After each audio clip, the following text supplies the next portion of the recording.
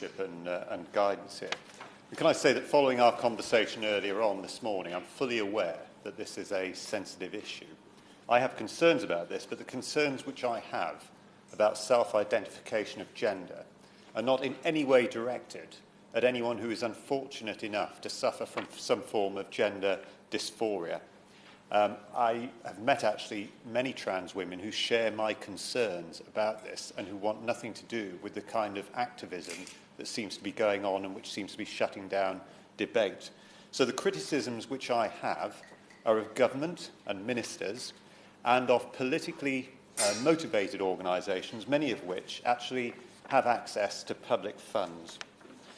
The law at the moment is that anyone who wishes to change their legal gender has to apply to the Gender Recognition Panel. There are a number of things that they have to show. They have to show that they've lived as their preferred gender for 2 years, that they've been diagnosed with some form of gender dysphoria, and they have to commit to living as their new gender for the rest of their lives. But one of the things that they don't have to do is to undergo any form of medical treatment, any surgery. They don't even have to be taking any hormone pills. The vast majority of people who have changed gender maintain the bodies in which they are born. As far as I can find from the statistics, only about 1 in 5 people who have changed gender have had any form of surgery. And this is the cause of concern for many people. Self-definition of gender is already happening. Organisations seem to be ahead of a law which the government may or may not be about to change. There is a particular concern about what's going on in schools at the moment for children, because guidance is being given to schools by publicly funded organisations such as Mermaids and others, which is encouraging children to question their gender and to redefine it if they wish, and to be able to do so without their parents even being told about it. And this can quickly set off a chain of events, which can begin with children as young as 12 being given puberty blockers, about which there are many medical concerns, and there has been at least one doctor in my own constituency who's been giving these drugs out to children as young as 12. This can then progress on to hormone blockers, which have powerful and irreversible side effects. And then once people start on that road, there is a danger that they may end up having more drastic and irreversible surgery, because once one is on that pathway, it becomes difficult to get off. Teachers who've tried to question this, or question what is going on, or fallen foul of the activist groups, are liable to find themselves being disciplined. People like a teacher called Joshua Sutcliffe, who was disciplined by a school in Oxford after committing the offence, a new word on me, of misgendering a group of pupils. He'd apparently said, "Well done, girls," after a maths exam, although one of the girls identified as a boy, and for this he was disciplined. Of course. Being away, that incident indeed happened in my community. I think I would like to point out the way that he's portraying it is far simpler than the bigger issues that were surrounding that. And in fact, it wasn't just that single incident. There was a number of incidents of that teacher in not that specific case, but in other points in the school. And may I just remind him that sometimes these things are oversimplified, and would he agree with me that actually oversimplification of such a sensitive and complex issue sometimes isn't helpful? Well, the Honourable Lady's right, but if I oversimplify, it's partly so that she can have a chance to speak. We've only got 90 minutes, and this is the first time we've debated this issue properly in the House of Commons, so I look forward to hearing her longer explanation about it. Of course. I thank the Honourable Gentleman, and I congratulate him on bringing this debate to Parliament, such an important issue and a great opportunity for us to have a respectful debate and discussion. But as parliamentarians, we have a duty not to oversimplify and to make sure that we properly educate ourselves and that we have an informed debate and discussion. Does he agree? Absolutely, which is why I've spent quite a lot of time talking to women who have concerns about this. And very few members of Parliament have been willing to educate themselves and come along and meet people who have those concerns. It's notable that when we've had meetings in the House of Commons, very, very few people have turned up to listen to the concerns of activist feminist groups who feel that this is going to have a huge impact on their lives. So I look forward to the support of the Honourable Lady at future meetings that we may have, and we look forward to seeing her. The government are now considering legislation which would do away with the checks and the balances which are currently made and to allow people to redefine themselves as any gender they wish. So, as far as I can see, this would mean if the once the consultation has ended, if the government do what is being recommended by the Equal Opportunities Committee, that people will at any time be able to change their gender. There would be no need to live outwardly as that gender, let alone to take hormones or have surgery. So a 15-stone bearded man could simply define themselves as female, and there would be nothing anybody could do to object to this. Now, one might think that this doesn't matter, and in fact it doesn't if that's what people want to do. I'm a libertarian. I'm a believer in freedom of choice, so as far as I'm concerned, that's absolutely fine, until that becomes an issue for other people, for other people's rights. People who might outwardly appear to be male and possess a male body would, if they have redefined legally their gender, suddenly gain access to women's toilets, hospitals, changing rooms, refuges and prisons.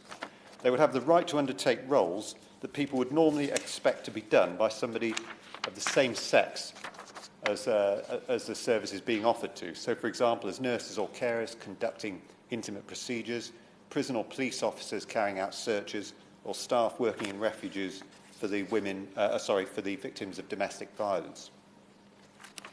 We saw an obvious example a few weeks ago of what can happen and what will happen more on a more regular basis when a convicted male sex offender who had redefined himself as female was able to insist on his right to be put into a women's prison where within a matter of days he had carried out 4 sexual assaults on women. Another example was given to me by someone who has been the victim of long-term sexual abuse as a young person. Of course. So the honourable member has cited a case claiming that this proves that the government should not change the law in respect of gender recognition, and yet the case that he cites, of which I don't know the detail, has happened under the current arrangements. Doesn't that actually point to a failure of risk assessment procedures rather than a problem with the law? Well, no, because the point I made earlier on at the start is that organisations such as prisons and schools are ahead of the law. They're already allowing self-identification of gender. The second point I'd make is that, but can I just finish, because it's an important point is this. There was certainly a failure of risk assessment there. Shortly after that case happened and the court case concluded, I asked the head of probation and prisons in Wales if there had been any change to the guidance given to the prison authorities about housing transgender prisoners, and I was told there wasn't. I subsequently sought to put in an emergency question about this because I hope the Honourable Lady would agree with me. It's appalling that vulnerable female prisoners, many of whom themselves have been the victims of frankly, of male violence, are being put at risk in this fashion. But it wasn't deemed important enough to be discussed in Parliament. I think it was the Honourable Lady. Again, he's being very gracious to give way a second time to me, but may I just clarify, is his assertion that prisons and schools are doing something illegal under the current Act? No, I've not asserted that at all. I've said that prisons and schools are allowing self-identification of gender at the moment. The law may well change shortly following the consultation to give this a legal footing and to allow people to legally register their gender as being different to the one that they are born with. But the practicalities are that this is already happening. That's a point I've made several times. Okay, but I'm conscious other people may want to speak, and I don't want to use up all of their time. So, thank the honourable gentleman for giving way. And does he not agree that it seems strange to cite an example of a failure in the current system as a reason for improvements in the system, and equally that, he mentioned women's refuge. Linda Rogers of Edinburgh Women's Aid noted that the reality is that any service has the potential to be abused, and we deal with that wherever direction it came from on a case-by-case basis. She's also said, I don't think this should be used as a reason to restrict the rights of a particular group. Surely he recognises that these incidents, that we should not make policy on the basis of some individuals who may abuse the system. It should be about equality and fairness for everybody. Well, absolutely. But the point I'm making, I'm sure, is a reasonable one, that if people are legally able to redefine their gender, then there will be absolutely no way that the prison authorities or whomever will be able to stop people who redefine their gender from going into a male, for example, who's redefined their gender from going into a female prison. The point is that it's already happening. It's bound to become a lot easier if somebody is already... I will, maybe perhaps one last time. I'm guided by Mr. Hosier, but obviously if honourable members wanted to speak, then very well. The honourable member appears to be making an argument that protection of women prisoners is only to be protected from trans women. Actually, in all of those services, we need to protect all prisoners from a range of potential hazards, and those things should be applied on the basis of the individual cases, not on the basis of someone's gender identification. How is he making the argument that that risk assessment should not apply equally? It could apply to other women, not just to trans women. Well, it could, but the reality is that the vast majority of sexual assaults are carried out by males against females, and I'm told that the figures are in the high 90s for this, and I believe that. I mean, there are relatively, in fact, extraordinarily rare occasions where women may assault males, but let's be honest about it, it is very, very unusual. So clearly, if we allow people who've been convicted of sexual offences as males to redefine their gender and insist on their right to go into female prisons, then we're clearly going to be putting women at risk. I don't see, how anyone can fault the logic of that, and we've already seen what can happen when this goes on. The other example which I wanted to give was of somebody who's been involved in speaking out about this, who's been the victim of long-term sexual abuse, who was helped by a women's organisation in the south of England. And I won't go into the detail of what went on there, but it was horrendous. And she told me that there is absolutely no way she would have been able to access that service from anyone who was male or have anything to do with that organisation if anyone male was there. She's subsequently been told that anyone who defines themselves as female will be able to use the service and will be part of the group that help women who've been the victims of sexual abuse. And she would not have accessed that service today because of it. And I think there are many other women in the same situation. So the point that I'm making is that before any legislation has been passed, we are already seeing organisations such as schools, hospitals and prisons allowing people to define themselves by a different gender to the one that they are born with and in the majority of cases to which their body corresponds. And it does have an impact on others. It has an impact on the rights, particularly of women, to privacy and to sex-segregated spaces. I think one of the issues that particularly concerns me about all of this is the lack of debate that's gone on. I'm grateful, Mr. Hosey, for the fact that we've been able to have this debate here today. But whilst groups in receipt of public funding, such as Mermaids, seem to have an open door to government and select committees, anyone who expresses a concern about this is frankly ignored. Pink News seem to have abandoned any pretence at objective reporting about this issue and vilify women's groups and lesbian groups who want safe, sex-segregated spaces. Women's rights activists who have met to discuss the impact of these changes have faced verbal and physical harassment. Those who have been resisted, such as Venice Allen, have been subject to, frankly, ludicrous, vexatious legal action and have been dragged into court to defend themselves for speaking freely about their concerns. I saw this myself after I arranged a meeting for a women's group in Parliament after one of the venues that they had organised had been cancelled in central London. It was actually at Millwall Football Club. I know that numerous complaints went in before the meeting to the House of Commons authorities. I was called into a meeting with the Sergeant-at-Arms. As the Minister will know, I've been an MP for 13 years, and like most MPs, I've organised numerous meetings for numerous groups. I've never before had to go and spend an hour with a Sergeant-at-Arms explaining myself. I've no problem, by the way, with the conversation that we had, but it's very, very unusual for that to happen. I tried to organise another meeting afterwards. Again, I was contacted by the Sergeant-at-Arms office. After the meeting that took place, numerous complaints went in, mostly vexatious, but it did result in a 3-month investigation by the Standards Commissioner. Again, I've got no problem with that. I've got no problem with the conclusion that she made. But this is very, very unusual. I was even told by another Member of Parliament that I could face police action because of what had taken place. because of the potential for public order offence to be committed. This is about debate. This is the sort of debate that we're having now. We have a right to discuss these issues. But the problem is that if people know that meetings that they hold are going to result in investigations and legal action against them, even if it's going to amount to nothing, then obviously they're going to be far less inclined to hold them. Minister, this government, which I'm a supporter of by and large, is proposing fundamental changes which is going to have a huge impact on people. And it's being done, in my view, without proper consideration and in an atmosphere of menace. Many, many people are deeply concerned by what is going on.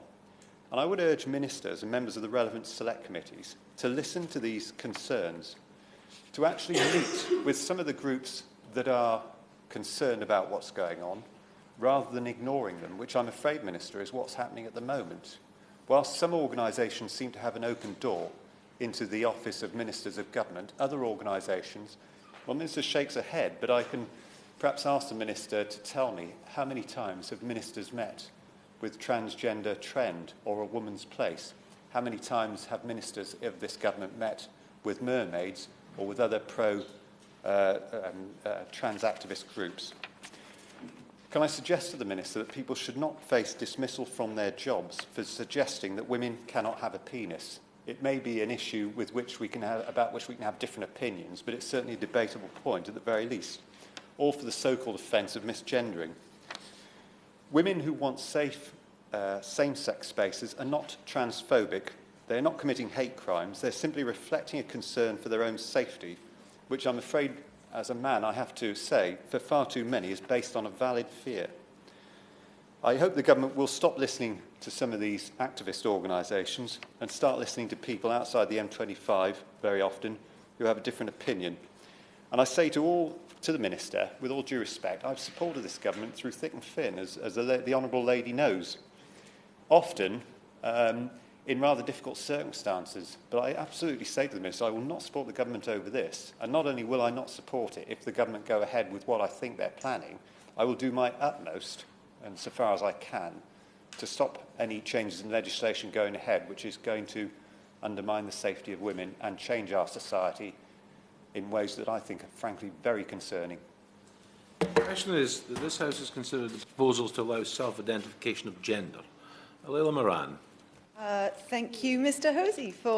It is a pleasure to serve under your chairmanship, and I would like to congratulate the member from Monmouth for securing this debate. And whilst I do think we are perhaps on opposite sides of some of these issues, I do agree absolutely that not enough debate has been had in this House on this matter, and I'm very grateful for the opportunity to be able to speak in the debate today, especially this week, because it is, of course, Trans Awareness Week, and yesterday was the day of transgender remembrance, a day when we are meant to be remembering the huge inequalities and, in fact, the number of transgender people who have died over the years because of the oppression that they have faced. And I do hope that today the Minister will join me in solidarity with this community that over the course of the last few months has had inordinate amounts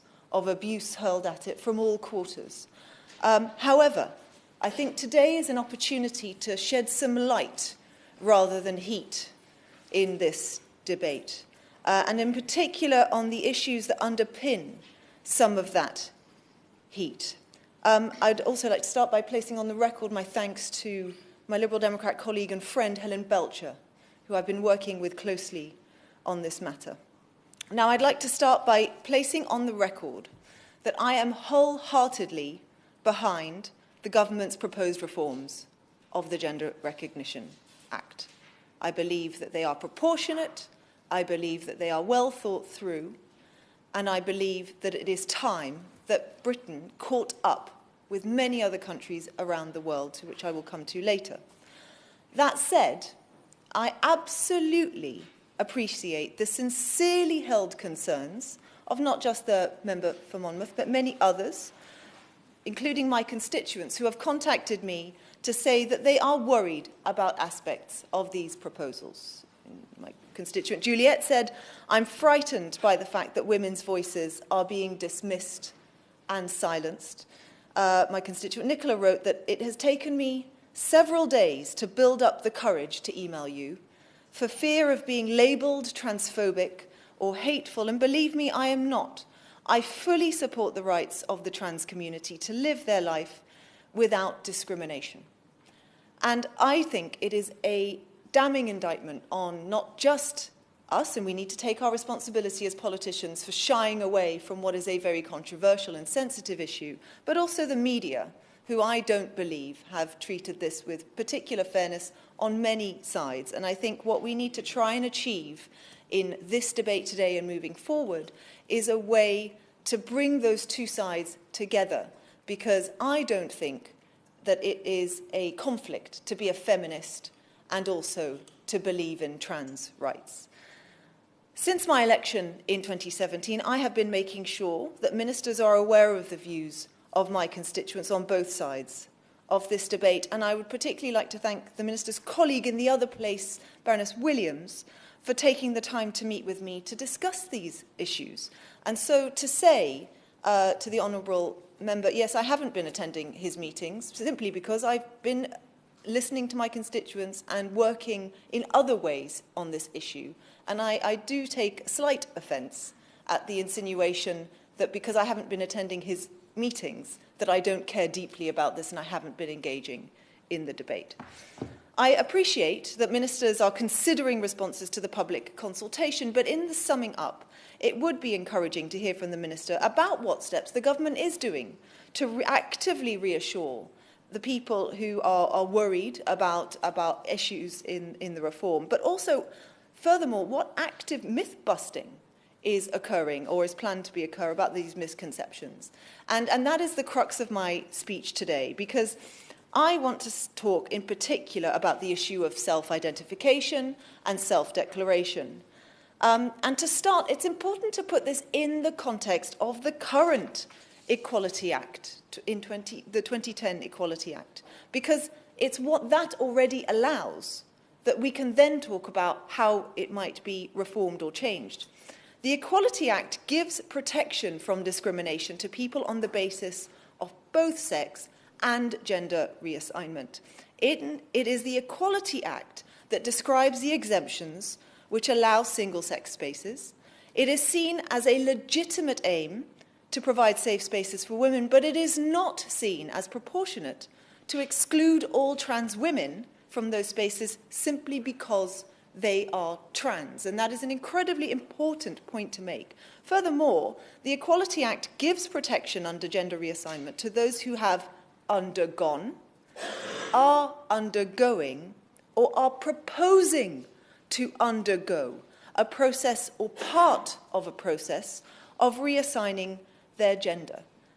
And it's probably worth mentioning at this stage the sorts of interventions and operations that some trans people choose not to have is to their own medical choice to make, but secondly, think for a moment of the extensive operations that would need to happen. There are many who are put off simply because it is painful, it is expensive in some cases. Some of the reasons why they don't feel able to do it is because only a certain number of licensed practitioners in the country are allowed to do it, and actually some prefer to go abroad to do it, but that's not recognised in this country. So there are many, many, many complex reasons why that 93% exists, and actually the reforms go some way to removing some of those barriers. There are no formal... I will. You hear what she says. Can I bluntly ask you if you'd be happy sharing a changing room with somebody who was born male and had a male body? If that person was a trans woman, I believe women are women, and actually, yes, I would. Absolutely, I would. And I just don't see the issue. And as for do they have a beard or not, which was one of the comments that the honourable member made, there are women who have beards, I dare say. There are all sorts of reasons why our bodies react differently to hormones. We have many, many, many forms of the human body. And actually, I see someone in their soul, in their person. I don't really care if they have a male body or not. In essence, the Equality Act already works on the basis of self-declaration of gender, as it does for religion and sexuality. And just coming back to the point the Honourable Member for Monmouth made earlier about society being ahead of the Act, that's actually not the case. Society is implementing the Act as it currently stands. But the concern voiced by some people that reforming the Gender Recognition Act to allow self-declaration would allow men into women's spaces, I do believe needs some more discussion. So of the 12 constituents who have contacted me since my election on these issues, it is a feature of all of their correspondence. There are other things that come up, but that's the top one. So, for example, Elizabeth says she fears the risk of males choosing to change their legal gender in order to gain access to spaces and opportunities reserved for women. That's her main concern. However, the Gender Recognition Act simply allows a trans person to change their birth certificate and have that be reissued. It actually doesn't change what's currently in the Equality Act. And actually, I was being appreciative of the time and that the Honourable Member didn't want to take more interventions. But my question would be, in these reforms, are we saying that we want to roll back the 2010 Act? Because actually, if you are questioning the collective view, why we allow trans women into women-only spaces, that is a provision under the current Act. So, in fact, if that's what's being questioned, it's a rolling back of the current Act and not a reform. However, let's think about what would happen if a man did self-declare as a woman using any reformed gender recognition proposal and then tried to enter a women-only space for nefarious purposes. So this chap is so intent on doing this that this is the way that he wants to. He's going to get himself a new birth certificate, which, by the way, it is a fallacy to say, when people say, oh, I'm going to decide this afternoon to change my gender, that's a complete fallacy. There is nothing in the reforms that suggests that you can just on a whim decide to do this one afternoon, or in the morning I'm going to be a woman, or in the afternoon I'm going to be a man, or anything like that. Actually, the current reforms are proportionate, they are considered, but they are not knee-jerk, and they understand the fact that these decisions are some of the most personal decisions a human gets to make. It's about who they are, who fundamentally they are as an identity. This isn't something that people do lightly. But let's say someone did want to do this, right? I will, of course. I thank the Honourable lady for allowing me to intervene on her. Of course, she's setting out a hypothetical situation. But in fact, there are a number of countries which already have simple self-declaration administrative processes for gender recognition. Argentina, Denmark, Ireland, Malta, Norway and Colombia. Is she aware of government, single-sex service providers or criminal justice sectors in these countries reporting negative impacts from that implementation? I thank the Honourable Member very much for her intervention, because the answer to that is, as far as I'm aware, there are none. And this is perhaps another point to make, is a lot of the concern is coming from hypothetical anecdotes, often very, very simplified versions of much more complex events. And actually, I, as a former science teacher, care a lot about the evidence. What is the evidence of what's happened? So I'll come to that in a moment, but it's a very well-made point. So let's assume, then, that this person wants to go into a woman-only space for nefarious purposes. It would actually be quite a stupid thing to do, because apart from anything else, if this offence was committed, it would show evidence of premeditation, which would increase their sentence. And if the certificate had indeed been gained for the sole purpose of entering such a space to commit crimes, then it would also be a separate crime under the Fraud Act. So actually, if someone was intent on harming women in this way, I would argue that this would be one of the more stupid ways to do it. And quite apart from that, it's a hypothetical situation that is removed from what the evidence shows. So I think that's really important. And indeed, yes, Malta, Norway, but over the last few years, there's no evidence at all. But importantly, because of the way the Equality Act works, we don't have to look further afield. Just look in this country. In this country, the current Act already allows self-identification for those who are even considering proposing to go through the process. And what evidence is there in this country of self-declaration, which has been going for 8 years now? Well, again, there's none. So this has the signs of a moral panic that's being whipped up to demonise a community. And I'm not saying that my constituents are doing that specifically, but there are some who are intent on rolling back the current Equality Act, and I'm deeply concerned that they aren't being called out for wanting to do so. I will, of course. Thank you very much. Does she share my concern that when the Honourable Gentleman cited violence against women, that this conflates the issue, and actually male violence against women is mainly carried out by men, and as she rightly points out, has nothing to do with men identifying as women. And, you know, if the Honourable Gentleman is so concerned about violence against women, that's what he should be focusing on. I hear, and I completely agree with that point. And I think it's really important to make sure that we are talking about the right thing. Violence against women is still ubiquitous. It's still something that happens in our own societies, in our own streets, and it's something that should be absolutely called out. And in a sense, these reforms are entirely separate to that. We need to be coming together to do that. And I'll be curious to know, if the honourable member who's called the debate has attended those meetings on violence against women in this House. The Women and Equality Select Committee 2016 report found that the process of gender recognition was bureaucratic and costly. The government's LGBT survey, published in July this year, reported that trans women were being deterred from applying for gender recognition for the same reasons. I spoke about some of those reasons earlier, but it noted that 93% of those who wanted gender recognition had been deterred from applying for it. So, but would I also point out the 93% of people who respond to a government consultation on something, these aren't people who at a whim are thinking about changing their gender, possibly. These are people who have grappled with this for a very, very long time. And I think their concerns are also worth listening to.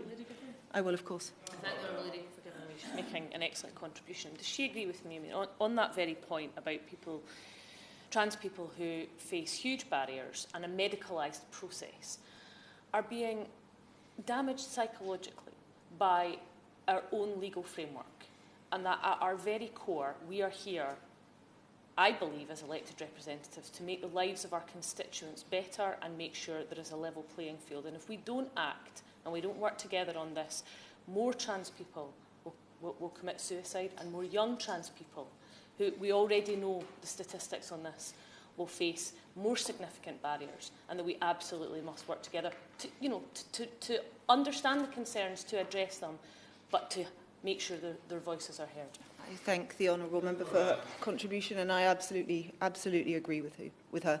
Now, our laws were groundbreaking when they were introduced, actually back in 2004, and now our law on gender recognition lags behind other countries, and it does disadvantage trans people on some actually very questionable grounds. And I'm not sure the basis on which a lot of the people who raise concerns feel that this is wrong. It is also a point of values that in our society there is indeed a level playing field, and that we also recognise that society is more complex, it is evolving, we are recognising rightly more and more intricate parts of society, and as British politicians, I think it is incumbent on us to protect those minority groups and to understand the issues that they face. And so these reforms, I think, are just a logical next step to our evolving understanding of what is a very, very small number, a very small and vulnerable number of people in this country. And yes, many of them are children when they first start to discover this. And I personally believe that, as a former teacher and Lib Dem education spokesperson, that schools are doing their utmost to make children feel that it's okay to be different and to have a space in which they can discuss these issues. To suggest that that then extends to encouraging them to change their gender, I also think is a bit of a step too far in the role of schools. So I am pleased in conclusion, to support the reforms of the Gender Recognition Act, as well as maintaining my support for women-only services. And these remain vital for many. And the point about violence against women and the point about needing to protect women from men who sexually abuse them, this is absolutely the case. But the point is, to be a feminist and to be a supporter of trans rights is not in conflict. These two can absolutely sit together, and we need to look at the evidence of not just what the law currently says. I will, of course. She says she supports women-only services. By women-only, does she mean anyone who defines themselves as a woman? He brings me on to my next sentence, because I was about to say that trans women are women. And moreover, trans rights are human rights.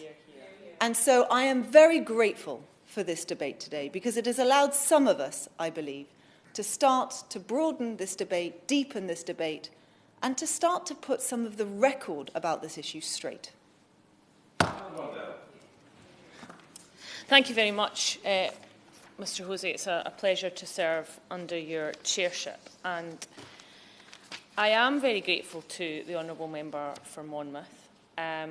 He raised a number of issues and concerns in his contributions, and it is important that this debate remains respectful and that we are able to have a reasonable and decent conversation and consultation. And I commend both the UK and Scottish governments on their consultations. The Scottish Government's consultation received a huge number of responses, and over 60% of those who responded were in favour of the proposals. He talked, I think, in oversimplified terms on a number of occasions. And I go back to my original point about that not being helpful, that deepening the debate and expanding the debate about some of the concerns and some of the issues is absolutely vital. And the Honourable Lady for Oxford, West and Abingdon made an excellent contribution, and I think that the points that she made about concerns about rolling back on the Equality Act concern me greatly, and the hypothetical example that she used highlighted perfectly that identity fraud essentially would be a crime, and that we have to remember that.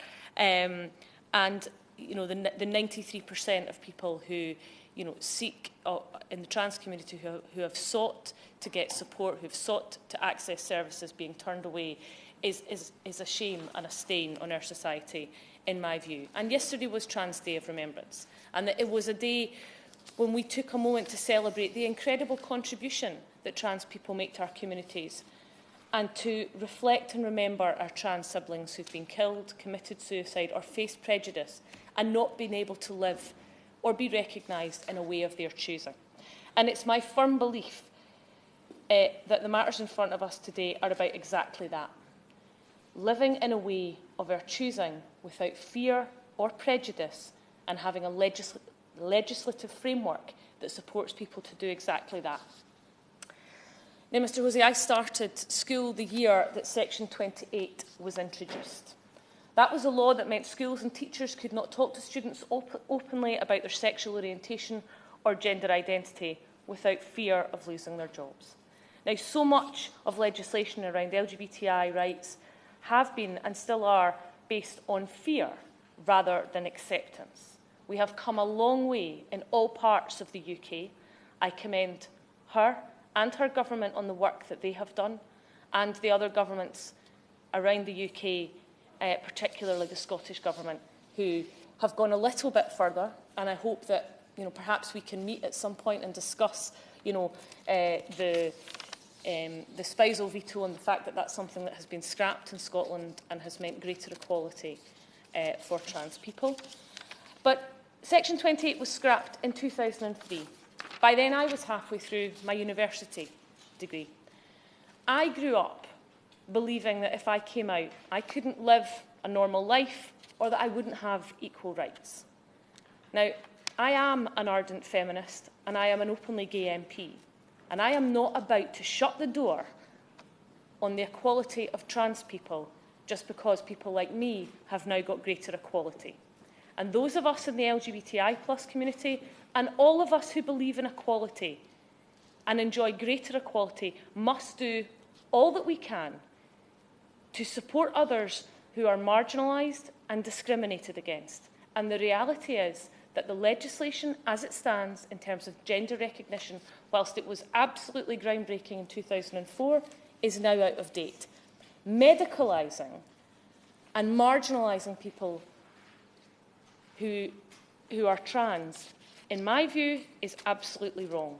And we recently celebrated a new chapter in Scotland for LGBTI people as inclusive education has become a reality. I know that the UK Government are also working on this, but I want to take a moment to recognise Time for Inclusive Education, TIE, Liam Stevenson and Jordan Daly, plus all the many organisations who have supported us in giving briefings today, Stonewall Scotland, LGBT Youth Scotland and the Trans Alliance, and who worked on that legislation and those policies in Scotland, John Swinney, Angela Constance and Christina McKelvey.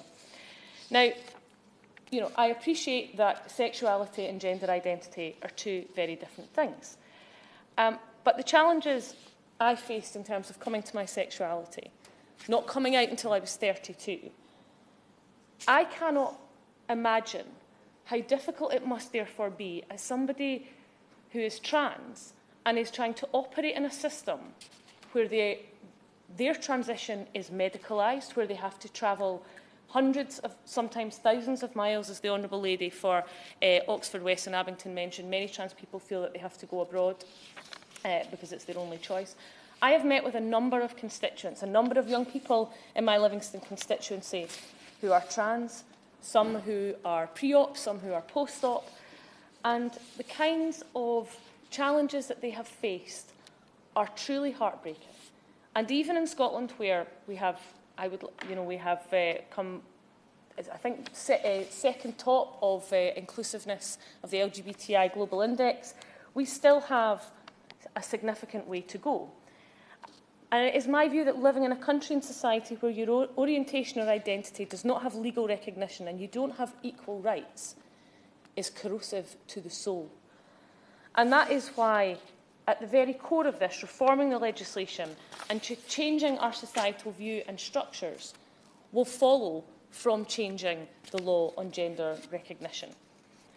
And I recognise that the debate has become very polarised. That is a source of great sadness to me. I don't think it helps when the media sensationalise. Absolutely, there are cases where systems are being abused. We must recognise that. We must address those concerns. But we must not make policy based on a few individuals who seek to abuse a system. There will always be those who will seek to abuse the system. That is regrettable. They should be dealt with appropriately. But we do not make policy on the basis of that. Now, I'd be happy to give way to the Honourable Lady. As she's rightly pointed out, it's a small minority of people who would seek to cause other people harm. However, over half of trans people in the UK have attempted suicide, and 84% have said they've experienced suicidal thoughts. Does she agree that a lot more needs to be done to protect and support them? I absolutely could not agree more with the Honourable Lady. She makes a very powerful point. It is a stain on our society that trans people feel so marginalised. Many of them feel so marginalised. And in this debate and in this discussion, we must do all that we can to raise our voices, to show our support for them, and that we make sure our policies and our laws properly support them and recognise them. Now, the Scottish Government had its own consultation on reforming the Gender Recognition Act 2004, and it ran from the 9th of November 2017 to the 1st of March 2018. We had 15,697 responses. 60% of respondents were in support of the Government's proposals. We have to recognise that 40% were not. And it is important to recognise that, and it is important to understand why that is. Nonetheless, they are the figures. Now, the Honourable Gentleman for Monmouth raised a number of concerns about domestic violence and services, women's services, and I just want to give him a few quotes from what some of the organisations in Scotland have said. Rape Crisis Scotland Chief Executive Sandy Brindley said, "I think the most important thing to say is that the proposed changes should make no difference to the provision of women-only services.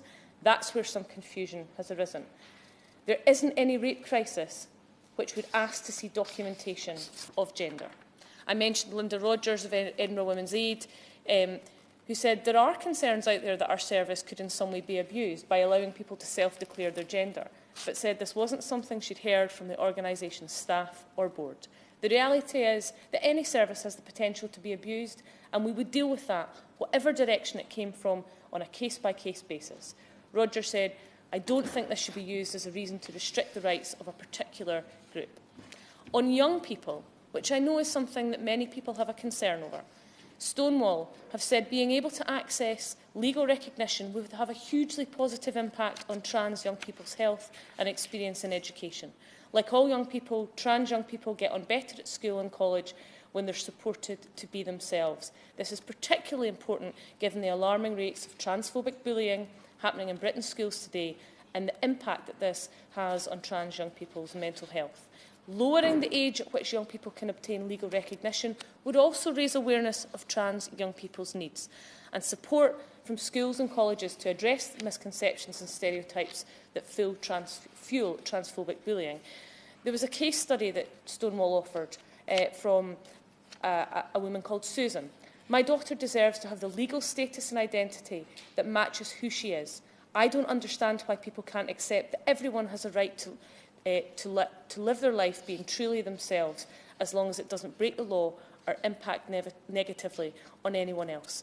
And I just want to share with the Chamber an experience I had earlier in the year, where I visited Malawi and I met with a number of trans activists, and I heard their stories about their experiences in a country where it is illegal not just to be trans, but to be gay. In fact, trans people have no legal standing in that country. So one of the activists I met had been in their workplace attacked purely on the basis of being trans, who went to the police and was told to go home and dress in their proper identity and come back, and that crime could then be recorded. Now, that is a world away, I would like to think, from where we are.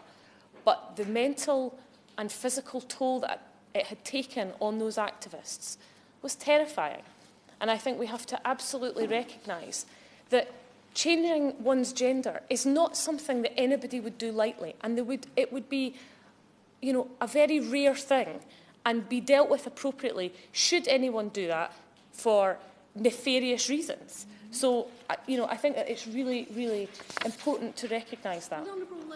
I'd be happy to give way. I thank the Honourable Lady for giving way, and she's making a very powerful speech. And she described her experience in Malawi and said that's a world away. But sadly, we know that 41% of trans people have experienced a hate crime in the past year. And certainly I know from talking to some of my trans constituents that that's consistent with their experience. In reality, don't many trans women need precisely the same male protection from male violence and access to safe spaces that other women need? Yeah, I absolutely agree with the Honourable Lady. And I would just, close by saying that I hope that the Honourable Gentleman and others who have concerns will be assured by the fact that women's groups such as Rape Crisis Scotland, Scottish Women's Aid, Zero Tolerance and Gender, Equate Scotland, Close the Gap and Women 50/50 campaigns have come out in support of the proposed changes in Scotland and indeed their equivalent organisations in the UK. We must recognise there are concerns. We must address those concerns. But we absolutely must hold a mirror up to those who are marginalising and attacking trans people and their rights, and recognise that there is a groundswell of support for equality, for a change in the law to ensure that gender identification and the processes that trans people have to go through are discriminatory at their core, and we absolutely must change the law to ensure that they are properly supported. And the law reflects that, and our society reflects that. John Butler. Thank you, Mr. Hosey. And I want to thank the member for bringing this debate to the House today. it is absolutely right that we need to have the debate, the discussion. I think that it should have happened sooner and earlier, and by doing that, maybe that void that was created wouldn't have been filled with such hostility.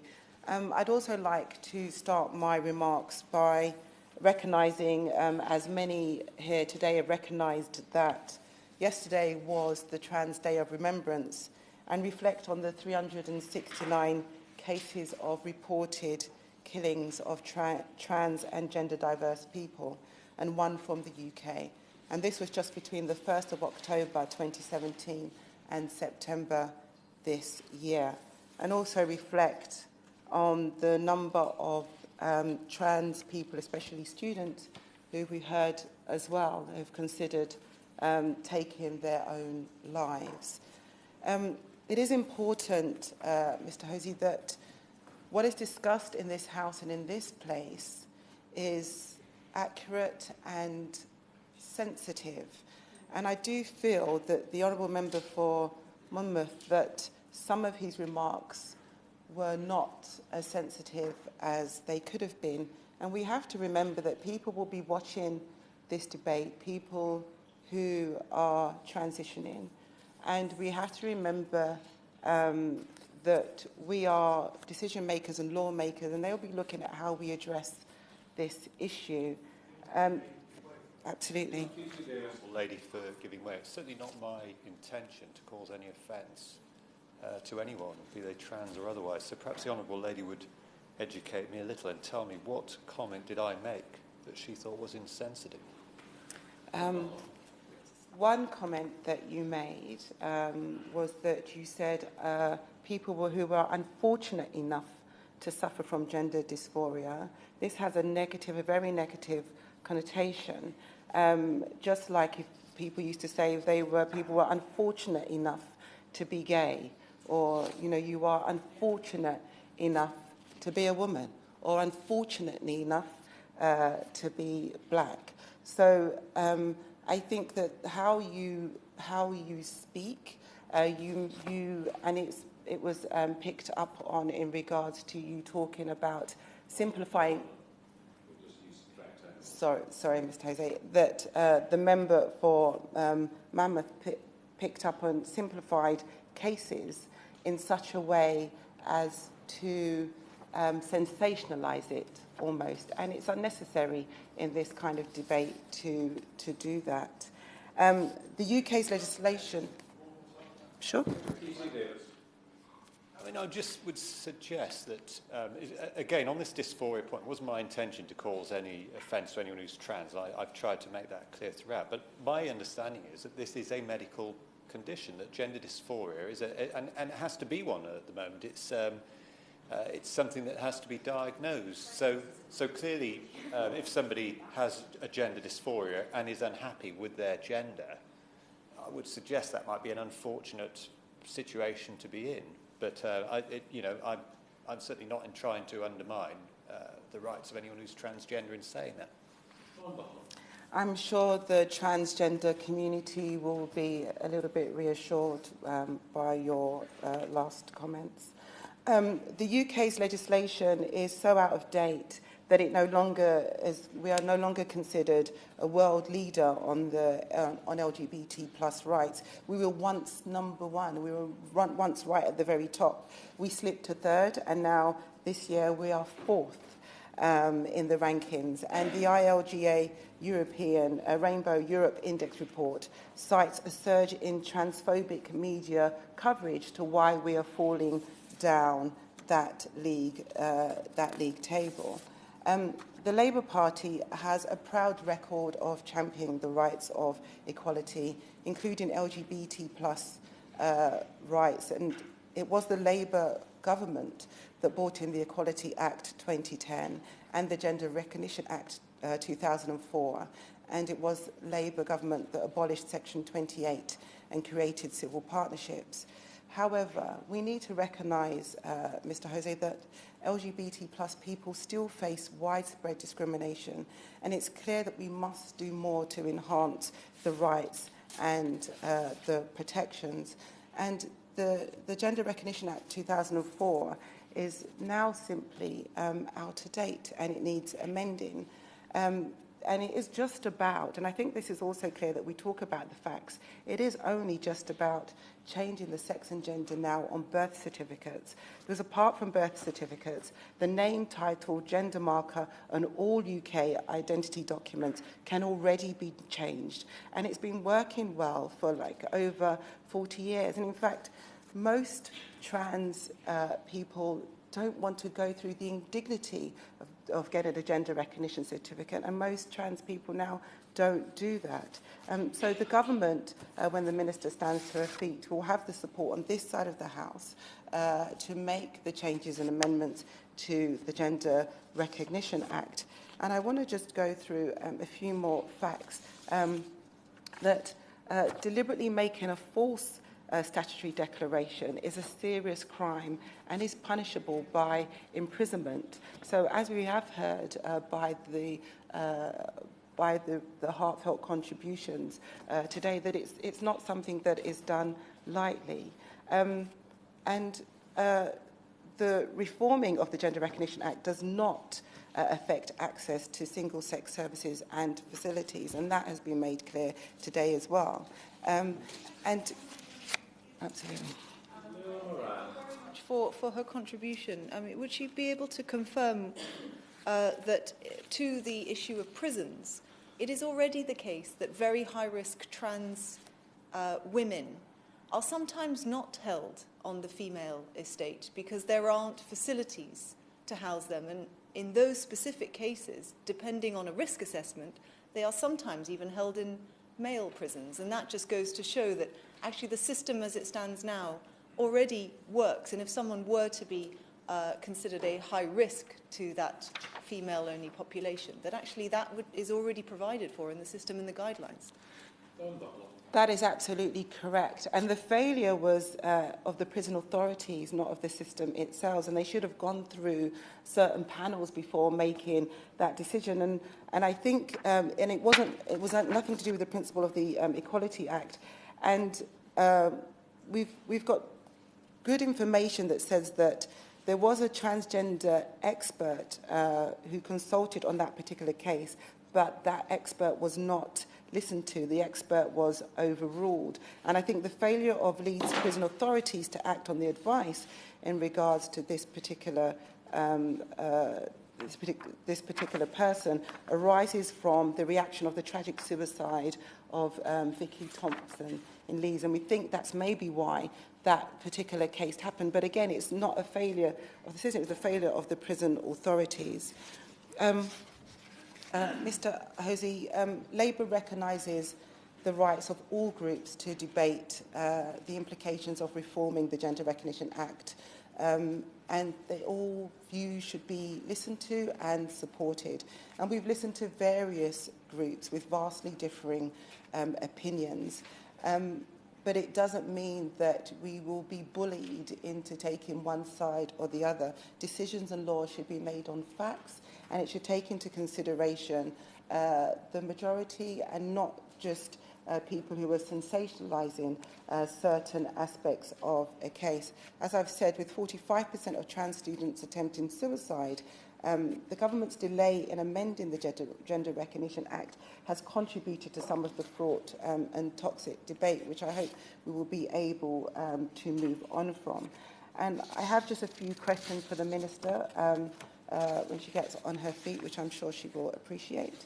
Will the Minister outline the government's planned timetable for reform of the Gender Recognition Act, including the publication of their response to the recently closed consultation? Will the Minister also outline the government's plans to launch their separate calls for evidence on issues faced by non-binary and intersex people, and confirm that this will not delay the much-needed reform of the Gender Recognition Act? And as per the LGBT Action Plan, will the Minister update on how research is going into the Tell Us Once service, being a sustainable model for trans people to update their name and gender across multiple departments only once? And also, and I'm sure this is the case, but just for clarification, will the Minister confirm that there will be no loss of rights of trans people as part of this Gender Recognition Act reform? And I'd like to conclude my remarks, Mr. Jose, by a letter from one of our Labour activists, Heather Peto. And before I do that, sorry, Mr. Jose, I'd like to also thank a lot of the organisations that have fed into us, such as Unison, Stonewall, Diva Magazine, my LGBT advisory panel, LGBT Labour, and our PLP LGBT group, because it's really important when we're making laws and legislations in this place that we listen to people with lived experiences. For too long, laws have been made for people, without them having a place around that table. Absolutely. Thank you very much. I spoke to a young trans woman who found herself homeless, and she told me she was put into an all-men hostel and was very scared for her life, is what she said, but scared for her safety. Does she agree that when we're making law, we must make law to protect all women, and that absolutely must include trans women? I thank my honourable friend for that intervention. Absolutely correct. Trans women suffer from abuse and violence, domestic abuse, assault in the streets, just as every other woman. And we need to recognise the intersectionality of women, and we often don't. It's often just some women who are recognised or have this privileged position where they're recognised, where it's important that we recognise the intersectionality of women, and that includes trans women. She's made an excellent contribution, and if I I would just like to share with the Chamber an excerpt from Baroness Helena Kennedy's excellent book, Eve Was Shamed, about the experience of trans prisoners that illustrates her point excellently. One of the most distressing cases I ever conducted was defending a young transgender woman who'd been raped and vaginally damaged by a former partner. She'd gone to the police and reported the violation, only to be greeted with ridiculing asides and suppressed laughter. This case predated the Human Rights Act and reforms in rape law and the Equality Act. Her experience at the hands of the police was so wretched that she decided to withdraw the allegation, whereupon the police charged her with perverting the course of justice. Now, this is a long time ago, things have moved on, but there must be no rolling back of rights because of exactly cases such as this. I thank my honourable friend from Livingston, if I might refer to her that way, for that intervention too, and that feeds very nicely into Heather's letter, who's been trans for many decades. And she says this, not so long ago, I was assaulted in a club when a stranger came over and roughly grabbed my crotch and breasts to see if I was a woman. I would call that sexual assault, but the police with stretched resources gave it low priority, as it was lad having a laugh and when drunk. Being pushed over and abused in the street has also become commonplace again. When it happens now, myself and other trans people have to weigh whether it's worth reporting it to the police at all. Is your indignity worth the time it takes to go through all the police processes, the triggering of old memories of being sexually assaulted, and the police's lack of concern? For the more minor assaults, usually it isn't, but for the rapes and domestic violence, support it is. The trans women need support and safe places, just as other women do.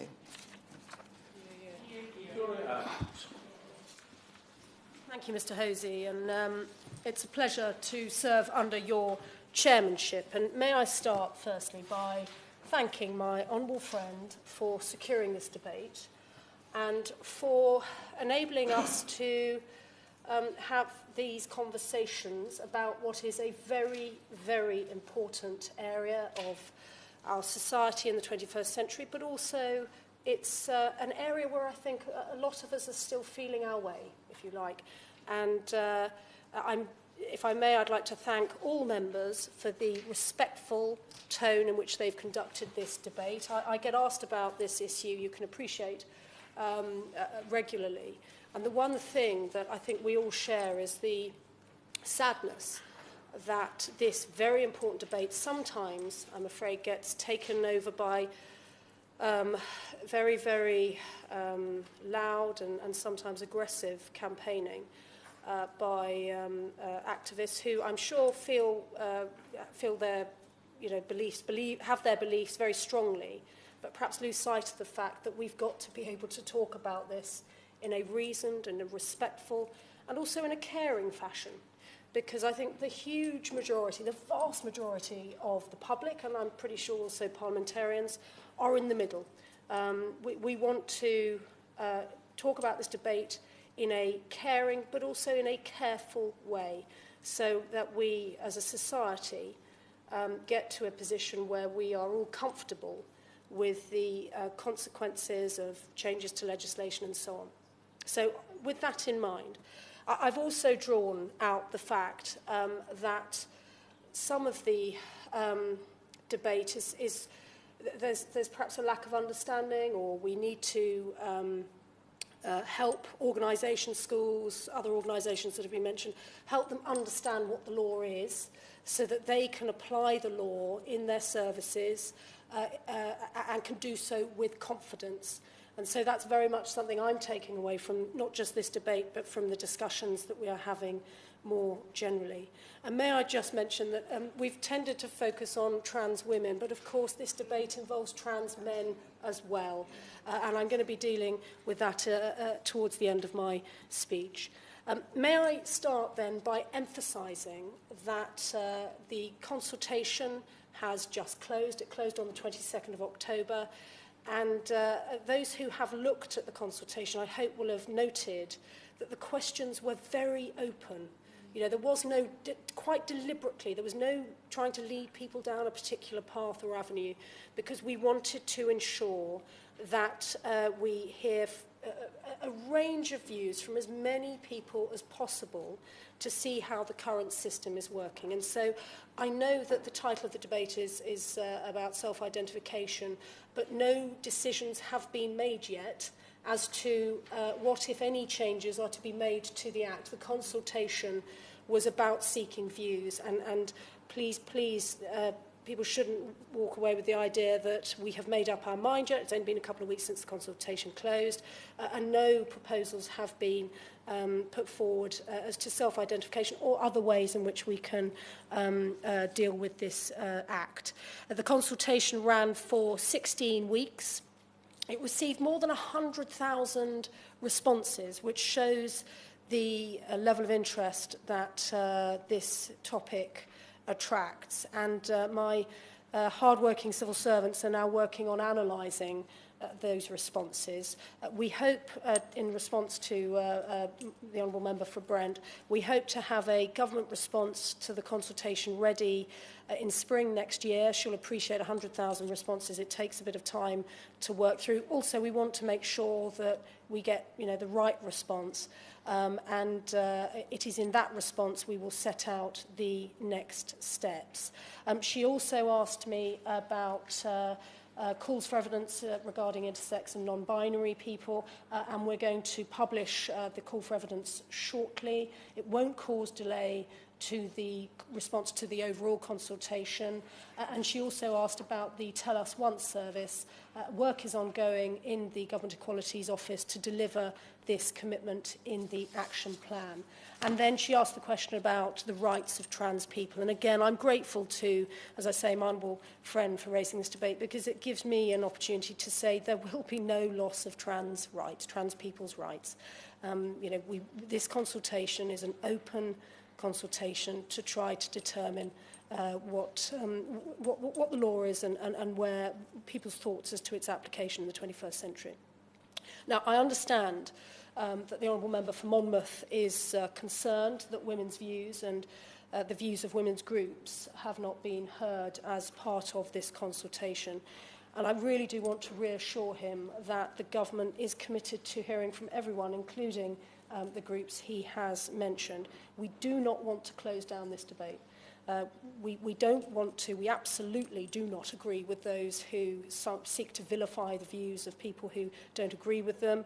I, for one, have been on record for some time for having grave concerns about the development of things like no platforming in our universities, because it seems to me we absolutely should have the confidence to talk about this, to express our concerns, to ask questions, and to be able to do that in a way that is met with respect and with and so our questions are answered. And Yes, of course. Honourable Lady, the front bench Shadow Minister for Equalities and Women has said that Labour fully support debate on this issue. The Honourable Lady's just said the same thing. Would they, presumably in that case, both support local authorities, Conservative and Labour, in allowing groups like A Women's Place or Transgender Trend to hold meetings in local authority buildings?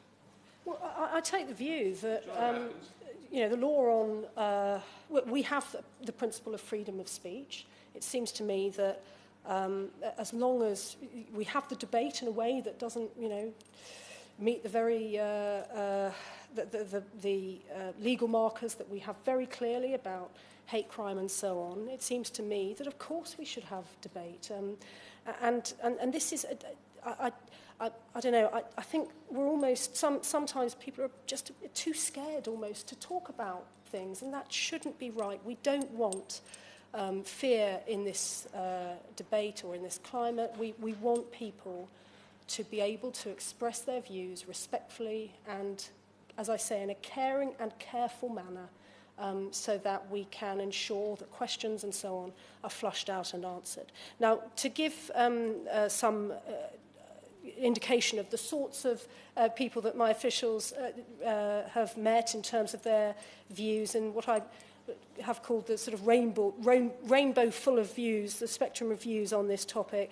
My officials have met women's groups, those who run and administer refugees, domestic abuse charities, local government, LGBT groups, unions, service providers, transgender charities, government departments, European governments, and also organisations who campaign against reform of the GRA, including Fair Play for Women, Women's Place UK and Transgender Trend, but also feminist organisations who support reform of the GRA.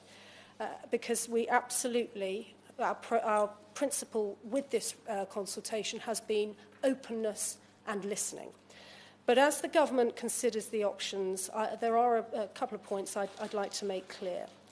Since the Gender Recognition Act has come into force, transgender people have been able to acquire a new birth certificate which matches the gender they live in.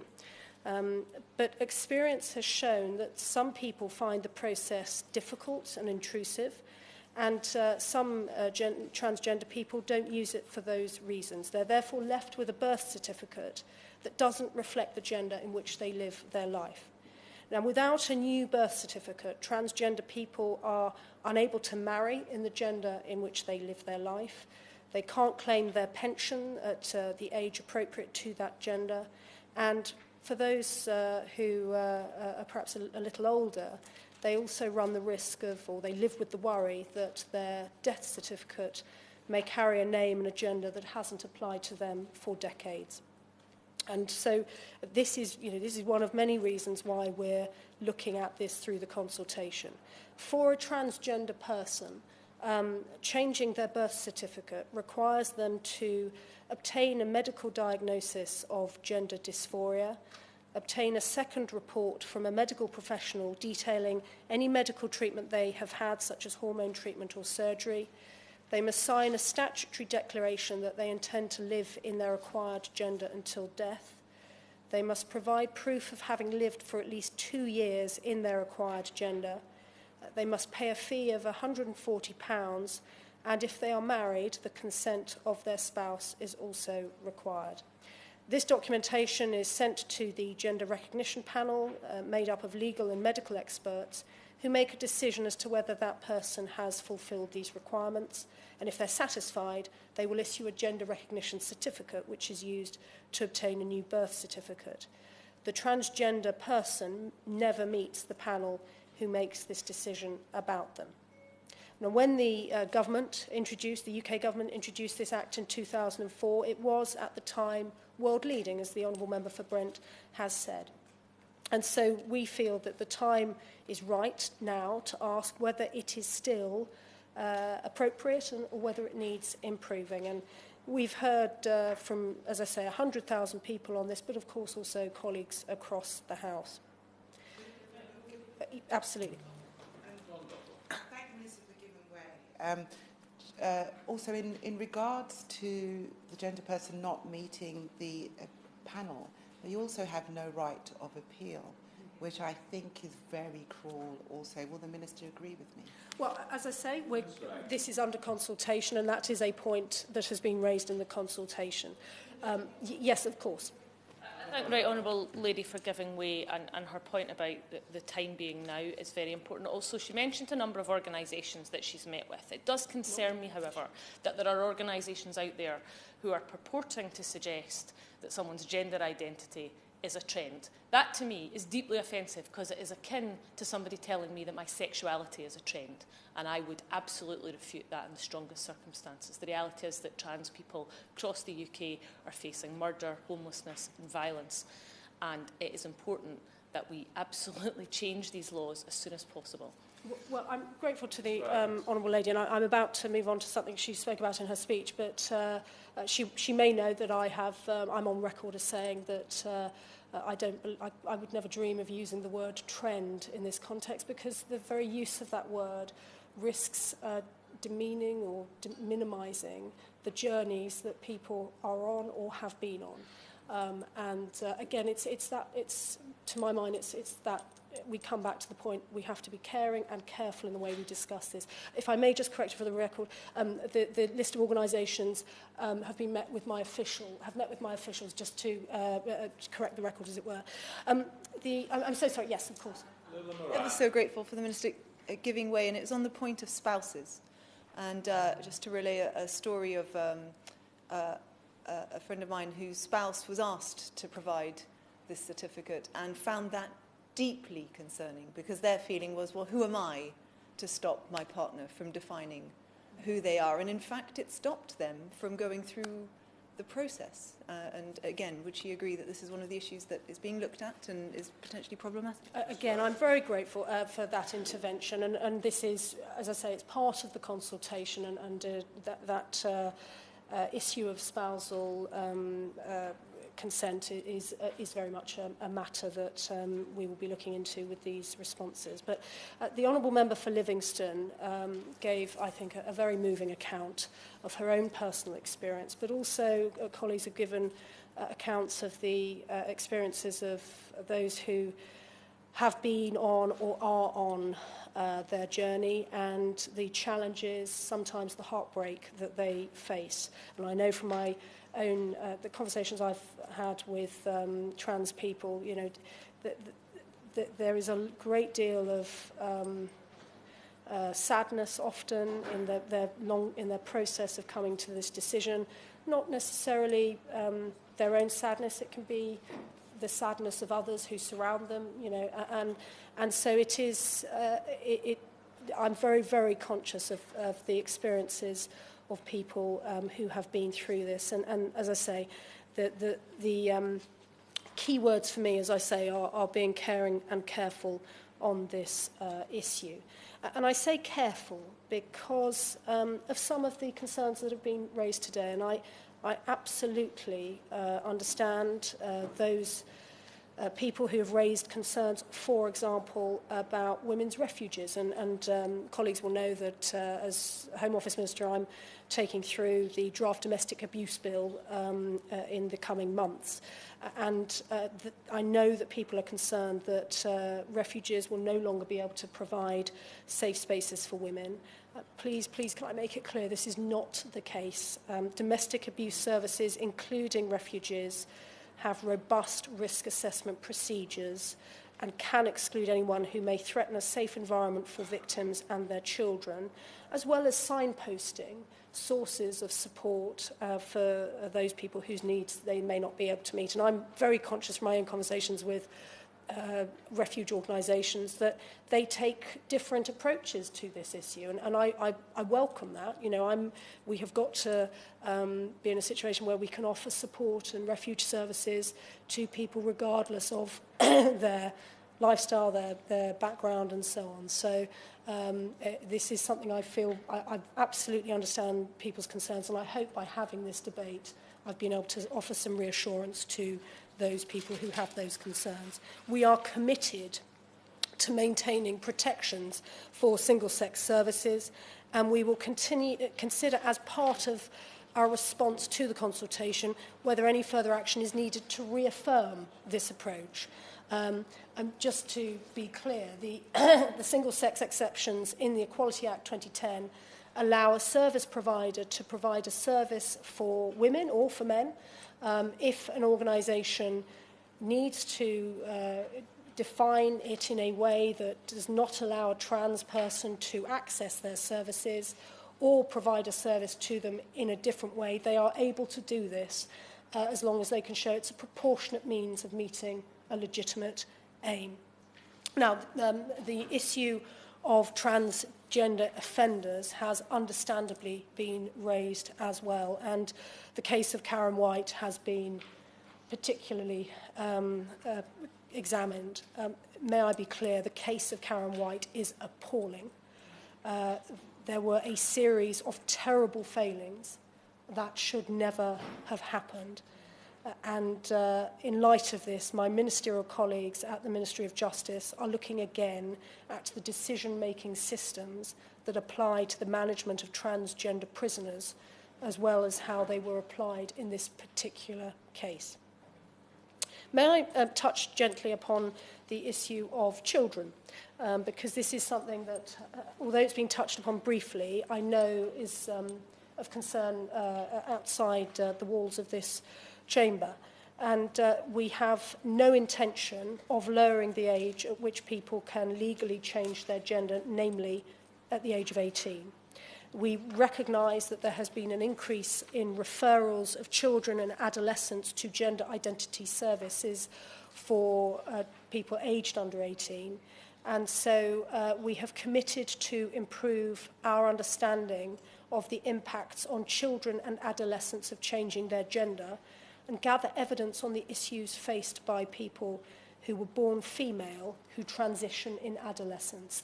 We are not the only country in the world to be witnessing this, experiencing this, and we need to understand why this is happening. I'd like to thank, as I say, in closing, my honourable friend for calling this debate. I hope I've been able to reassure him on some of the concerns he has raised, as well as concerns that have been raised by others who perhaps hold different views.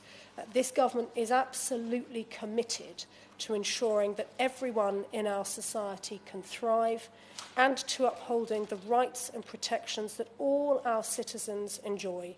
We want to support and protect women. We want to support and protect and improve the lives of transgender people.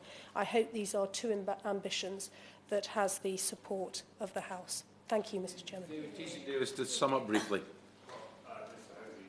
Thank you for that. And just to begin by saying that, of course, everyone who has concerns about this in any direction totally condemns any violence against anyone who is transsexual in any way.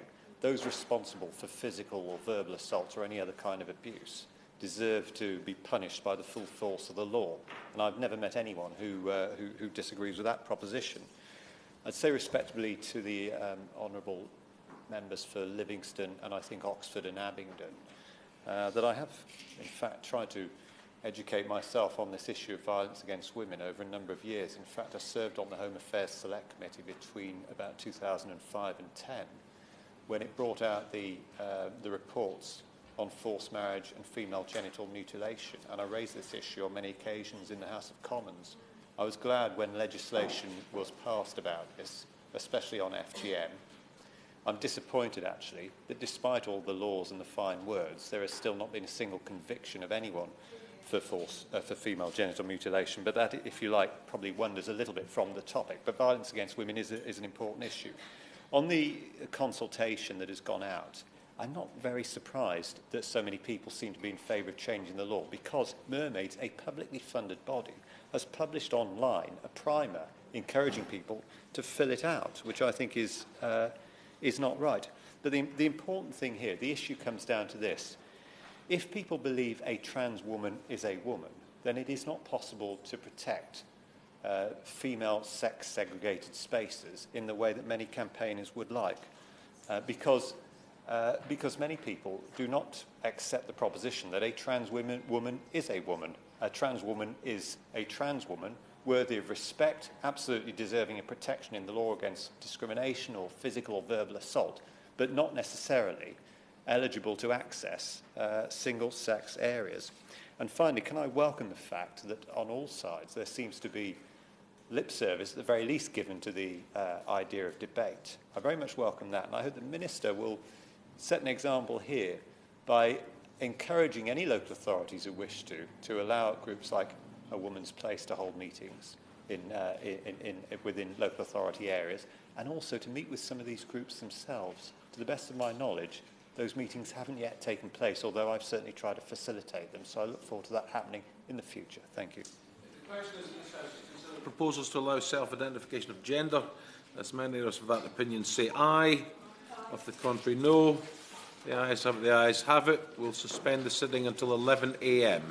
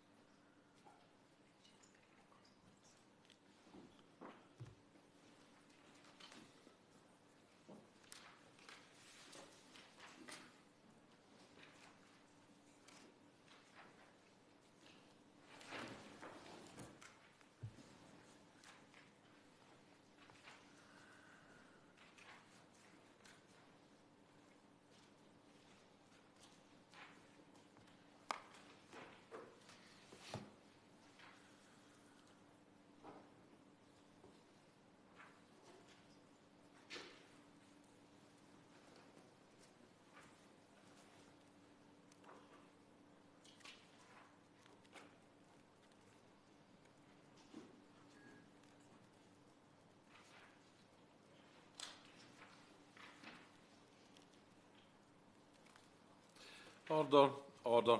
And Coffey to move the motion. Thank you very much. I beg to move that this House has considered rape myths and juries. It is a great pleasure, Mr Hosey, to serve under your chairmanship. In August, I submitted a Freedom of Information request to the Crown Prosecution Service about the conviction rates for rape. The answer revealed that less than a third of prosecutions brought against young people result in a conviction. Men aged 18 to 24 in England and Wales are consistently less likely to be found guilty than older men. Only 32% were convicted last year, the lowest of any age group. Successful prosecutions against men aged 25 to 59 was much higher, 46%. The Guardian used these figures in its recent excellent series on rape. Given that the vast majority of rapes are acquaintance or date rape, the conviction rates suggest a reluctance on the part of juries to find young men guilty of rape. We need to explore the reasons behind that and how rape myths and stereotypes and attitudes affect juries. This may reflect the prevailing attitudes in society and therefore of juries to young women who are often blamed for their own rape. The numbers of men charged with rape in England and Wales has fallen to its lowest level in a decade, a 23% decline in 2017-18, according to the Crown Prosecution Service's annual Violence Against Women and Girls report. And yet at the same time, the number of rapes reported to the police soared to more than 41,000 in 2016-17, a massive 150% increase in the last 5 years. Despite fewer charges, there was also a 13% fall in prosecutions and a 12% decrease in convictions. Of course. I thank my honourable friend for giving way. She's highlighting some figures there. Just over half of the reports of rape resulted in a charge in the latest figures. And of those cases that were prosecuted, 42% did not result in a prosecution. The most vital thing for women who report rape is that they are believed. And these figures cause serious harm to that principle. Does she agree with that? I do agree with my honourable friend, because women have to have confidence in reporting rape, that they will be believed, they will be taken seriously, and they will have justice. There has been a 72% increase in the number of cases that have been administratively finalised, meaning the police closed them after receiving advice from the CPS.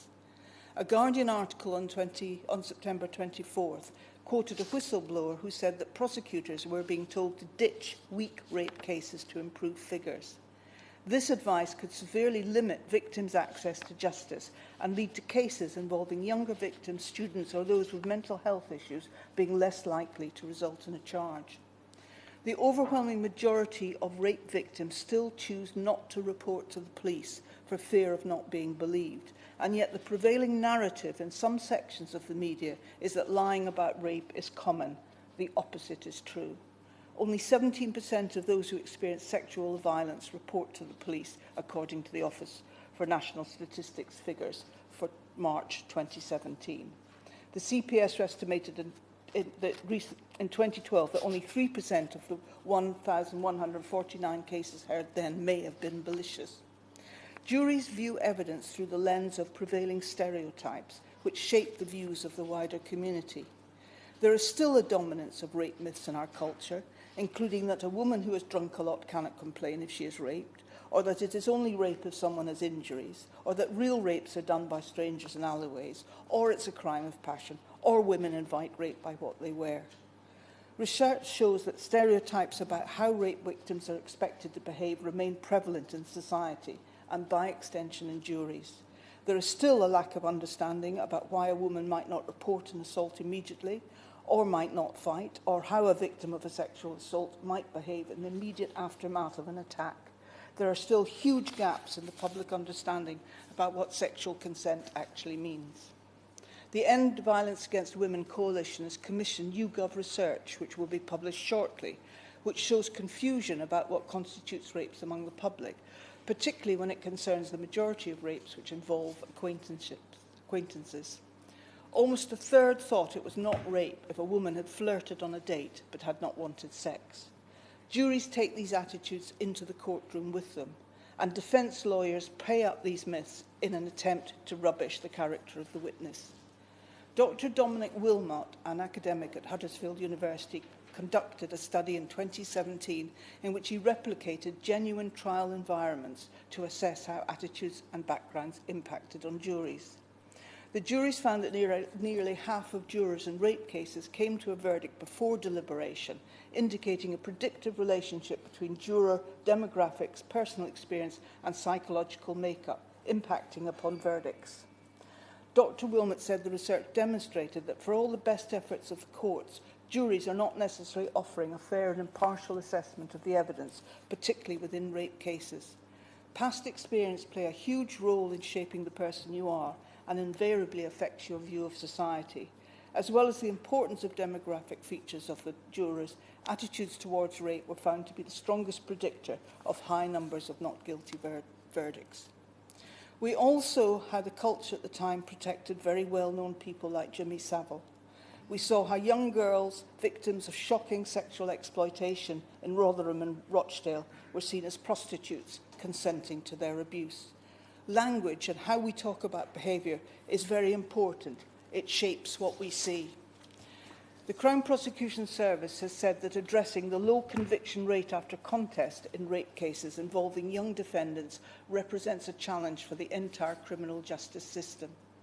The Ministry of Defence has responded to an open e-petition in July this year, which called on the government to produce for all jurors in rape trials compulsory training about rape myths by appointing Professor Cheryl Thomas to gather data from experienced jurors at a range of courts throughout the country. The government response to the petition said, "We know that rape myths exist within our society, and therefore jurors could believe those myths, and that this could affect their interpretation of the facts of the case. But I believe, in the light of the shocking figures on charging and convictions, that there should be a stronger response, as this situation can only get worse without action. And I would like to see an urgent independent inquiry which would include some controversial areas, such as a review into the use of juries in rape cases, jury vetting, specialist rape courts, current law, judicial directions, examination of falling number of rape charges by the CPS, low conviction rates for rape, especially date and acquaintance rape, the role of expert witnesses in rape cases, pre-recorded cross-examination and sexual history evidence rules.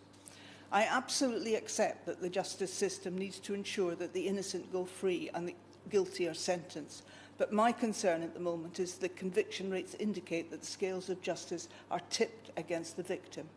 The most common cause of unsuccessful prosecutions in rape cases is jury acquittal. Other countries have been pondering this difficult question. The Law Commission in New Zealand published a report in December 2015 which concluded that the nature of sexual violence is such that as a form of criminal offending, it is not well suited to fact-finding by a jury comprised of 12 laypersons. The German and French court systems have a collaborative court model in which professional judges decide cases with citizens. Sir John Gillen, who issued a report yesterday responding to serious concerns about low conviction rates for rape in Northern Ireland and the polluting effect of rape myths, said, "There is no doubt that there is a growing belief amongst young people that a jury should be replaced by a judge or by a judge and two lay people, such as we see in family courts and aspects of youth justice." Specialist domestic violence courts were introduced in the mid-2000s. At that time, there was a prevailing view that it was the woman's own fault if she did not leave an abusive husband. New specialist sexual violence courts could draw on experience from those courts in using specially trained staff, ensuring speedy access to victim support services, and ensuring that the court is physically safe space for the victim, for example, separate entrances and special measures for giving evidence. The rollout of the successful pilots in Leeds, Liverpool and Kingston of Section 28 of the Youth Justice and Criminal Evidence Act 1999, which allows pre-recorded cross-examination, has still not happened. The pilots involving vulnerable child witnesses were evaluated as being very successful in improving the quality of cross-examination and stopping some of the bullying attacks on witnesses' characters. I hope the Minister can today give positive views on when the rollout will finally happen and consider offering this to victims whose access to a fair trial might be compromised by rape myths.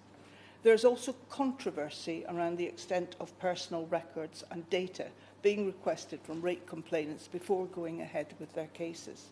The nature and extent of information requested from complainants varies widely across police forces, and there is concern that this intensive examination of the complainant's communication and behaviour to establish their credibility is too often a proxy for rape myths and discriminatory assumptions.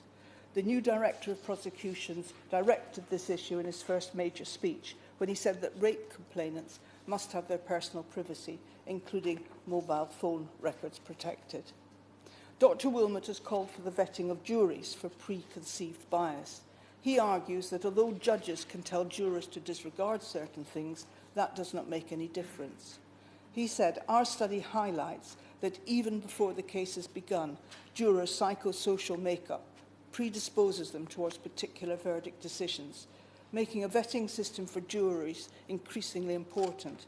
By implementing such a system, we can reduce existing bias from juries, which should result in a greater number of fairer outcomes."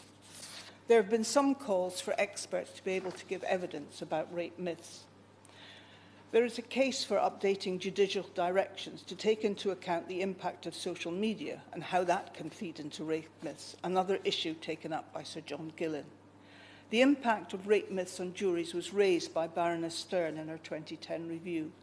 She quoted a specialist rape prosecutor who said, "You can forgive juries for finding it hard to convict given the burden of evidence, given the burden of proof, and when the defence works so hard to discredit the victim's case.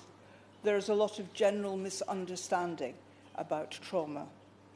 In Scotland, Section 275C, Criminal Procedure Scotland Act 1995, allows prosecutors to call expert evidence at trial, which would help jurors to understand typical psychological responses to rape.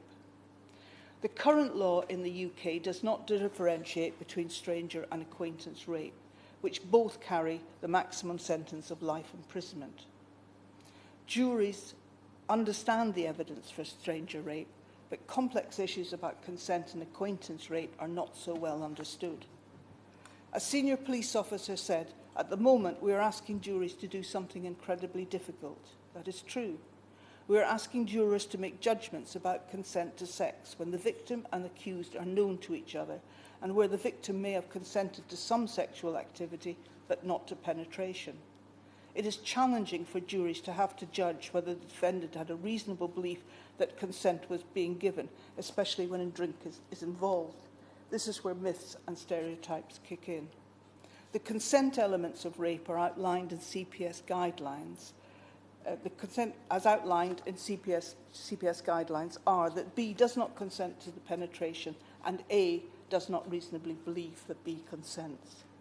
The CPS guidelines also go on to say that proving the absence of consent is usually the most difficult part of a rape prosecution and is the most common reason for a rape case to fail. Prosecutors will look for evidence such as injury, struggle, or immediate distress to help them prove that the victim did not consent, but frequently there may be no such corroborating evidence. Sir John Gillen has also called for a discernible shift towards a requirement for some measure of affirmative or participative expression of consent and away from a focus on resistance as a means of proving the absence of consent. I have the greatest respect and admiration for members of the public who do jury service, some of whom have to sit through the most horrifying and brutal crimes inflicted by one person on another and hearing the evidence for that. It is indeed a public service. Let me go back to my original figures. Juries are reluctant to convict young men of rape. It's no use us wringing our hands about this. We cannot have a situation in which young women who have been raped feel they have no access to justice because this undermines the whole justice system. Ministers need to take strong action, including, I believe, a fundamental review of the whole system, and by taking the lead to forge a better public understanding of rape myths and what constitutes consent. As John Gillen suggested,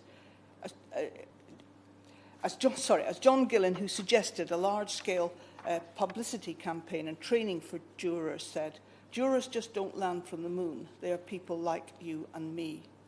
A perfect storm is developing where juries are reluctant to convict young men charged with rape, the CPS are therefore reluctant to prosecute, and the police are therefore reluctant to refer.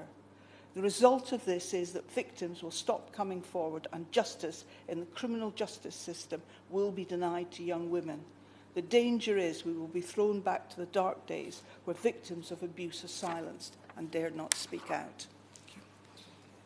Is this House has considered rape myths and juries? Lucy Fraser. Thank you very much. It's a pleasure to serve under your chairmanship, Mr Hosey. I'm very grateful to the Honourable Member for Stockport for securing this incredibly important debate today. I know that she's done a significant amount of work helping to support young people in the criminal justice system and is a committed advocate for victims of sexual exploitation, and it is thanks to her hard work that all references to child prostitute have been removed from legislation and that these victims are properly recognised. Rape is an extremely serious criminal offence which can lead to lifelong trauma for victims and their families. I take extremely seriously the great amount of courage, support and perseverance it can take for victims to go through the criminal justice system in pursuit of justice. The bravery it takes to first report the crime to the police, and the emotional strain and traumatic nature of having to recount particular details of the incident to the police and then to the CPS during the investigative stages. We know that the court process can often be intrusive, uncomfortable and intimidating, and it is vitally important that our court process should not aggravate and compound the victim's experience.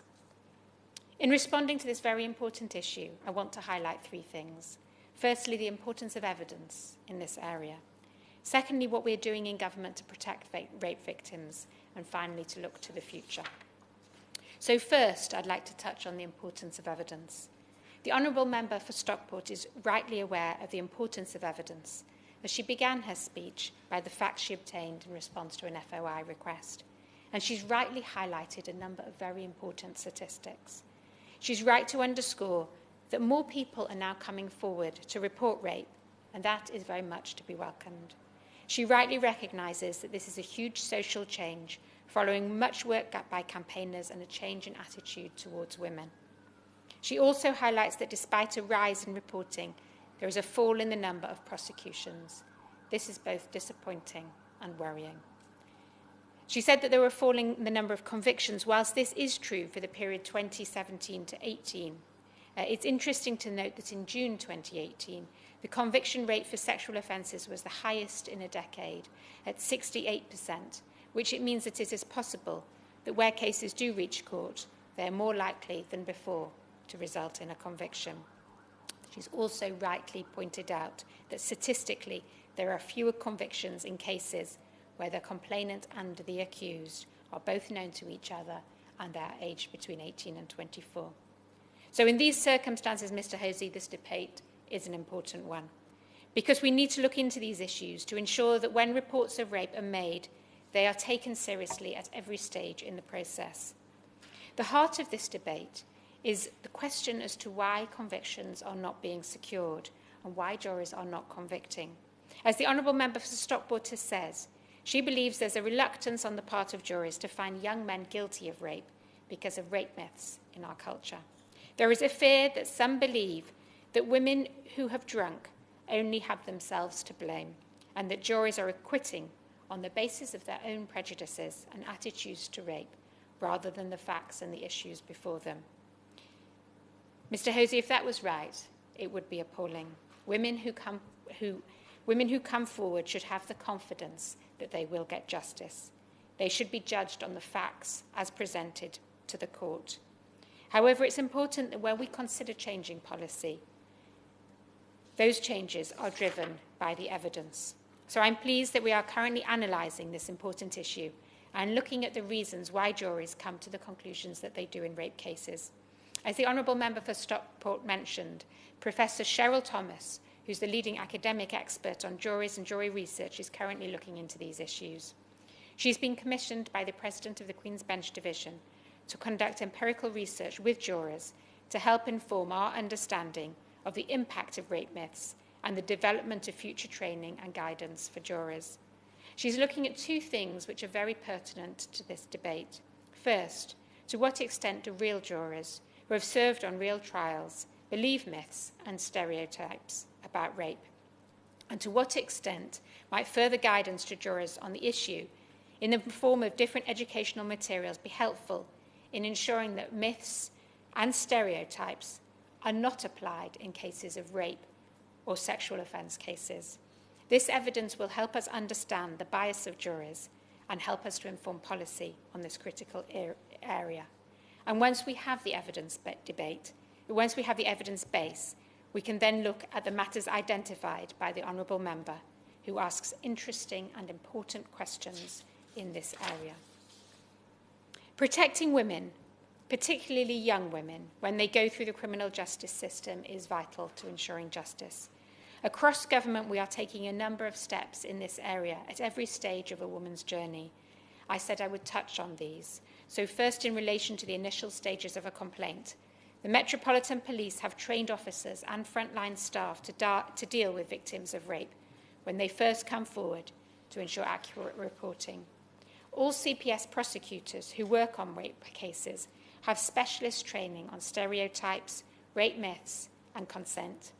The CPS have almost doubled the number of specialist prosecutors in their dedicated rape and serious sexual offences unit, enhanced training and improved support they offer victims through criminal proceedings.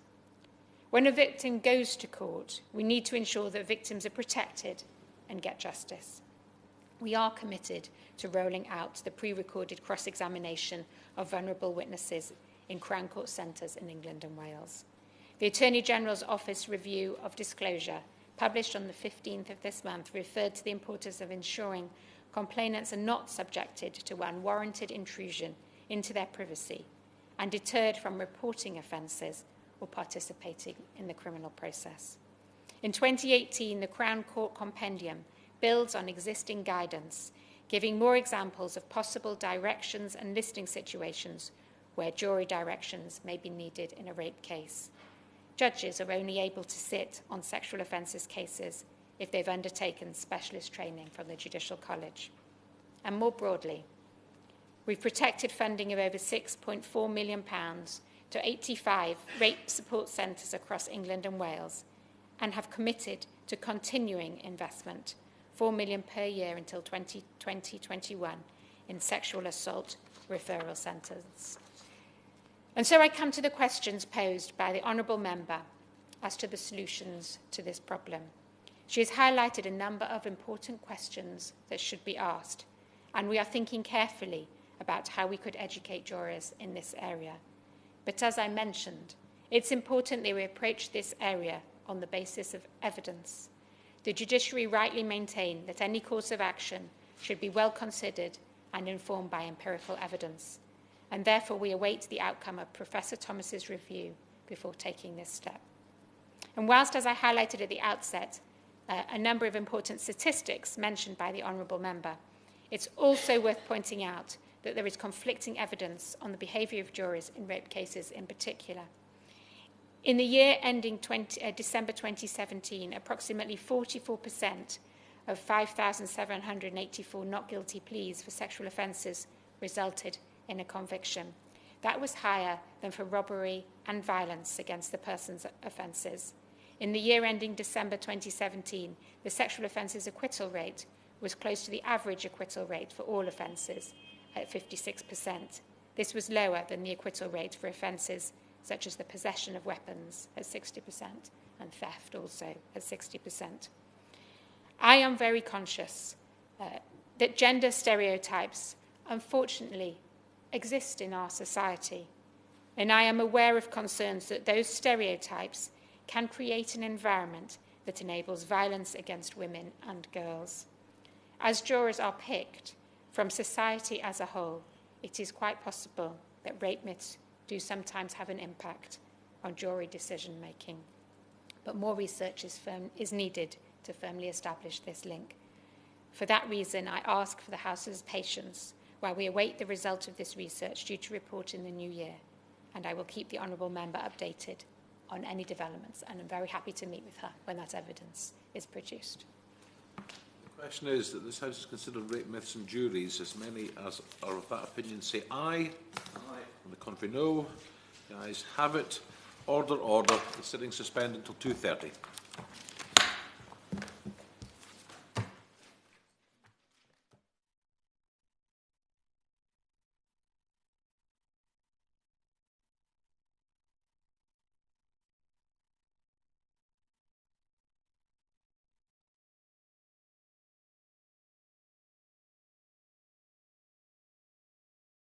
The proceeding has ended.